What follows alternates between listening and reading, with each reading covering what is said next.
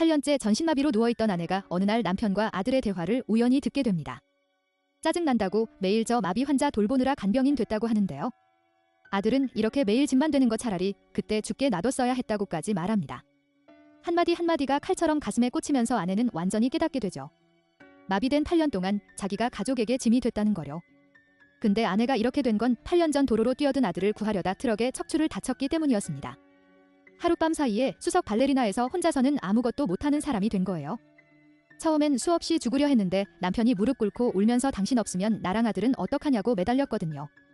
어린 아들도 자기 때문이라는 죄책감에 매일 물 떠다주고 학교 얘기해주면서 엄마를 웃게 하려 했습니다. 그 덕에 아내는 조금씩 살아갈 힘을 되찾았는데요. 근데 그렇게 소중했던 온기가 8년 만에 완전히 깨져버린 겁니다. 울면서 살아달라던 사람이 이젠 매일의 돌봄에 지쳐서 짐을 벗고 싶어 한다는 걸 알게 된 아내는 스스로 옥상에서 뛰어내립니다. 그런데 죽은 뒤에도 영혼이 사라지지 않고 집으로 돌아오게 되면서 숨겨진 진실들을 보게 됩니다. 아들이 친구와 영상통화를 하는데 친구가 이번 학부모회에 수석 발레리나인 엄마 오냐고 묻자 아들은 아무 말도 안 합니다. 사실 그건 남편 비서였는데 아들은 부정하지 않았던 거예요.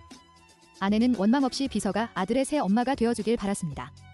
며칠 뒤 아들은 양탄에 있는 휠체어를 보고 엄마를 불렀지만 대답이 없자 또 삐졌냐며 짜증을 냅니다. 한편 남편은 비서한테 전화를 받고 급히 나가면서 아내에게 회사 일이라고 거짓말을 하죠. 병원에 가보니 비서가 손목을 다쳤는데 아내가 때렸다고 말하는 겁니다. 이미 죽은 사람이 어떻게 때리겠습니까? 근데 남편은 그걸 그대로 믿고 아내에게 전화해서 그만 좀 하라고 소리를 지릅니다. 비서의 본 모습을 처음 본 아내는 아무것도 할 수 없는 영혼인 채로 지켜볼 수밖에 없었는데요. 그때 경비실에서 전화가 옵니다. 단지에서 여성이 투신했고 특징이 남편 아내와 일치한다고요.